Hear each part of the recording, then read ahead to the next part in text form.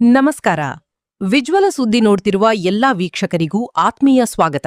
ಸಂಪಾದಕ ಹರೀಶ್ ಸಿಎ, ಮಧುಗಿರಿ.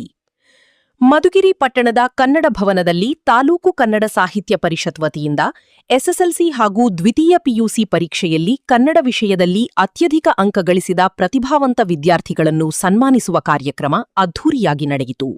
ಕಾರ್ಯಕ್ರಮದಲ್ಲಿ ಮುಖ್ಯ ಅತಿಥಿಯಾಗಿ ಭಾಗವಹಿಸಿ ಮಾತನಾಡಿದ ಮಧುಗಿರಿ ವಿಧಾನಸಭಾ ಕ್ಷೇತ್ರದ ಶಾಸಕ ಕೆಎನ್ ರಾಜಣ್ಣ, ಶಿಕ್ಷಣವು ವ್ಯಕ್ತಿಯ ಬದುಕಿನ ದಿಕ್ಕನ್ನೇ ಬದಲಾಯಿಸುವ ಅತ್ಯಂತ ಪ್ರಬಲ ಸಾಧನವಾಗಿದೆ ಎಂದು ಹೇಳಿದರು.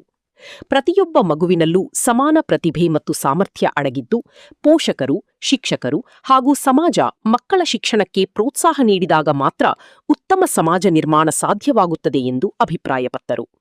ಈ ಕಾರ್ಯಕ್ರಮದಲ್ಲಿ ಉಪವಿಭಾಗಾಧಿಕಾರಿ ಗೂಟೂರು ಶಿವಪ್ಪ, ತಹಶೀಲ್ದಾರ್ ನಂದಿನಿ, ತಾಲೂಕು ಪಂಚಾಯಿತಿ ಇಒ ಉತ್ತಮ್, ಎಡಿ ಧನಂಜಯ್, ಶಿಕ್ಷಕರ ಸಂಘದ ಅಧ್ಯಕ್ಷ ಎಸ್ವಿ ರಮೇಶ್, ಕಸಾಪ ಅಧ್ಯಕ್ಷೆ ಸಹನಾ ನಾಗೇಶ್, ಪದಾಧಿಕಾರಿಗಳಾದ ರಂಗಧಾಮಯ್ಯ, ಶಂಕರನಾರಾಯಣ, ಜಗದೀಶ್, ಮಹಾಲಿಂಗೇಶ್, ಕರಿಯಣ್ಣ, ಕೆ ನಾರಾಯಣ್, ಪಿಕೆ ರಂಗಸ್ವಾಮಿ, ಗಂಗಾಧರ್, ವೀಣಾ ಶ್ರೀನಿವಾಸ್, ಉಮಾ ಮಲ್ಲೇಶ್, ಲಲಿತಾಂಬಾ ಲಕ್ಷ್ಮೀನರಸಯ್ಯ, ಗಾಯತ್ರಿ ನಾರಾಯಣ್ ಸೇರಿದಂತೆ ಅನೇಕ ಗಣ್ಯರು, ಶಿಕ್ಷಕರು, ಪೋಷಕರು ಹಾಗೂ ವಿದ್ಯಾರ್ಥಿಗಳು ಉಪಸ್ಥಿತರಿದ್ದರು.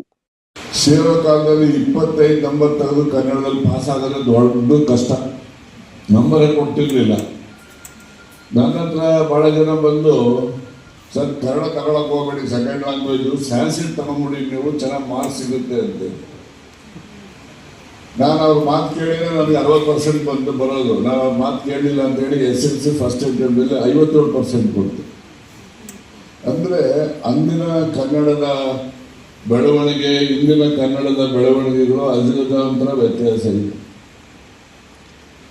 100ಕ್ಕೆ 100 ನಂಬರ್ ತೆಗಿತಕ್ಕಂಥ ಒಂದು ಸನ್ನಿವೇಶ ದೊಡ್ಡತಕ್ಕಂಥದ್ದು ಕನ್ನಡದಲ್ಲಿ ನಿಜಕ್ಕೂ ಕೂಡ ಎಲ್ಲರೂ ಕೂಡ ಈ ಸಾಧನೆಗೆ ಅಭಿನಂದನೆಗೆ ಅರ್ಹರು ಅಂತೇಳಿ ನಾನು ಭಾವಿಸ್ತೇನೆ. ಕನ್ನಡ ಭಾಷೆ ಅದರ ಇತಿಹಾಸ ಪಂಪನಿಂದ ಹಿಡಿದು ಇಂದಿನವರೆಗೆ ಬಹಳಷ್ಟು ಬದಲಾವಣೆಗಳನ್ನು ನಾವೆಲ್ಲ ನೋಡಿದೆ.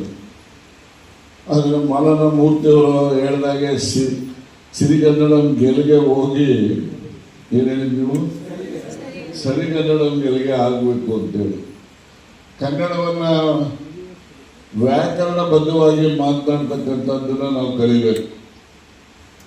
ಎಲ್ಲ ಶಾರ್ಟ್ಕಟ್ ಮಾಡ್ತಕ್ಕಂಥದ್ದಕ್ಕೆ ಹೋಗಬಾರ್ದು.